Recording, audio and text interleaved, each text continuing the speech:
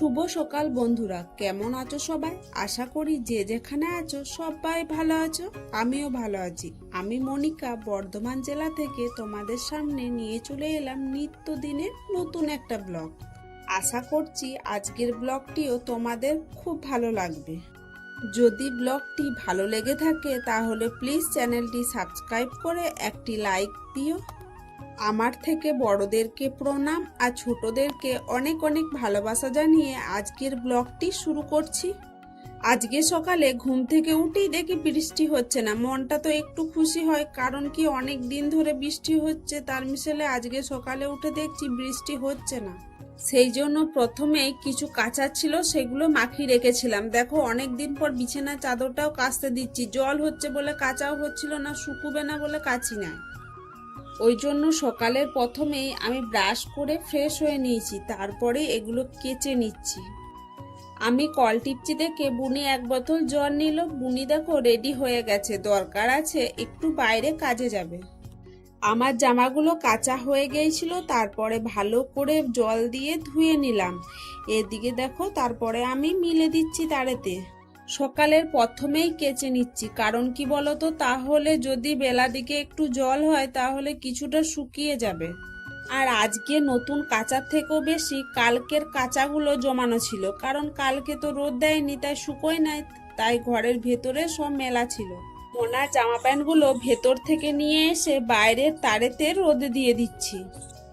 জামাগুলোই শুকোয় নাই, তাহলে কি আর মোনার কাঁথাগুলো কাচলে শুকোয় বলো? ওই জন্য কাঁথাগুলোও শুকোয় নাই, সব ভিজে ছিল। ওগুলো দেখো টিনের চাল দিকে দিয়ে দিচ্ছি, কারণ কি বলতো, টিনটা জল হচ্ছে, পরিষ্কার হয়ে ধোয়াও গেছে, আর রোদ দিয়েছে তো একটু গরমও হয়ে গেছে, তাহলে তাড়াতাড়ি শুকিয়েও যাবে।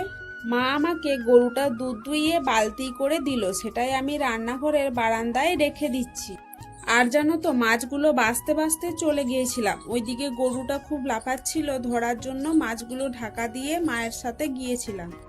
মাছগুলো কাটা হয়ে গিয়েছিল কিন্তু ধোয়া হয়নি। এখন এসে আমি মাছগুলো পরিষ্কার করে জল দিয়ে ধুয়ে নিচ্ছি।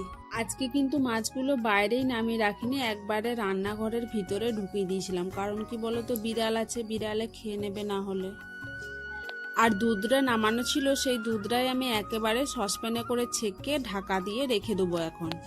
আর দুধটা সসপ্যানেতে ঢালতে গিয়ে দেখো একটু পড়ে গেছিল, ওটাই আমি ভালো করে নেতা দিয়ে মুছে নিলাম, না হলে আবার মাছি বসবে আর পায়ে স্লিপ কেটে পড়েও যেতে পারি।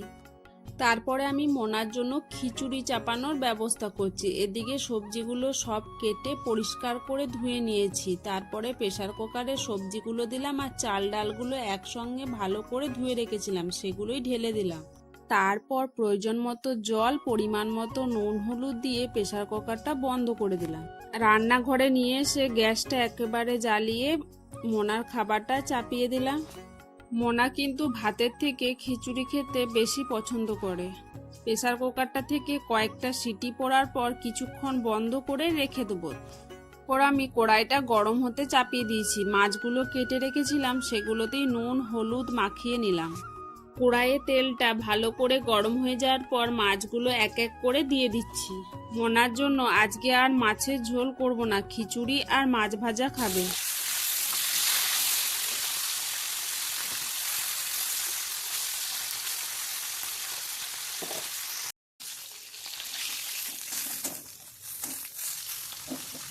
মাছগুলো ভাজা হয়ে গেছে তাই বাটি করে নামিয়ে রেখে দিলাম। এরপর দেখো ওই কড়াইয়েতেই পটলগুলো ভাজতে দিচ্ছি।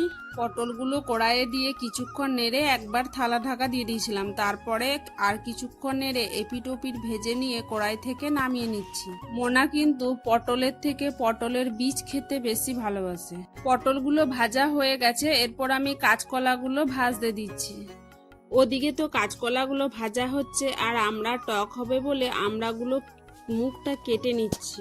তারপর আমড়াগুলো ভালো করে ধুয়ে ইন্ডাকশনে সেদ্ধ করতে দেবো। কে কে আমরা টক খেতে পছন্দ করো কমেন্টে জানিও তো, আমার কিন্তু খুবই ভালো লাগে।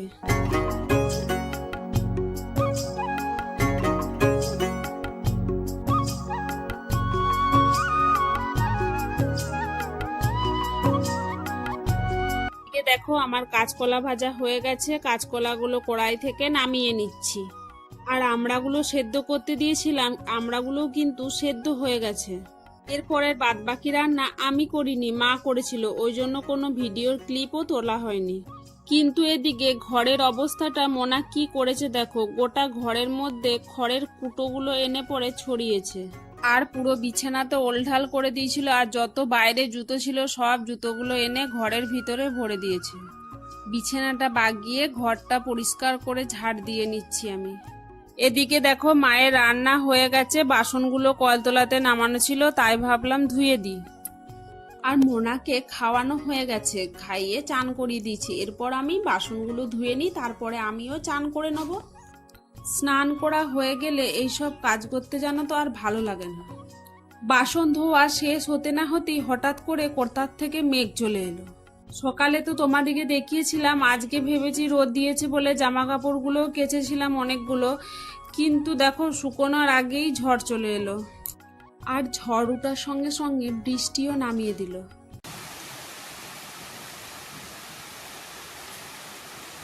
তোমাদের সাথে গল্প করতে চলে এলাম সন্ধেবেলায়। দুপুরবেলায় তো দেখিয়েছিলাম বৃষ্টি নামিয়েছে, আর জানো তো একটানা বৃষ্টি হচ্ছে, ওই জন্য এখনো পর্যন্ত কারেন্টও আসেনি। কিন্তু কারেন্ট না এলেও রাতের খাবার তো তৈরি করতে হবেই বলো। আজকে রাতে বৃষ্টি হচ্ছে, ওয়েদারটা ভালোই আছে, ওই জন্য লুচি করছি, আর সাথে আলুর দম। এখন কিন্তু রান্নাটা চার্জার জেলেই করছি। আর জানো তো আজকের আলুর দমটা খেতে দারুণ হয়েছিল। এদিকে মুনি ময়দা মেখে লেচিগুলো কেটে রেখেছে লুচির জন্য। এদিকে বুনি লুচিগুলো বিলে দিচ্ছে, আর কড়াইয়ে তেল গরম করতে দিয়েছি, আমি একে একে ছেঁকে নেব। লুচিগুলো দেখো কি সুন্দর ফুলছে। আজকে রাতের ডিনার রেডি। তো বন্ধুরা, আজকের ব্লগটি আমি এখানেই শেষ করছি। যদি ব্লগটি ভালো লেগে থাকে তাহলে চ্যানেলটি সাবস্ক্রাইব আর একটি লাইক করে দিও। সবাই ভালো থাকবেন, সুস্থ থাকবেন। কালকে দেখা হবে আবার নিত্যদিনের নতুন ব্লগ নিয়ে। টাটা।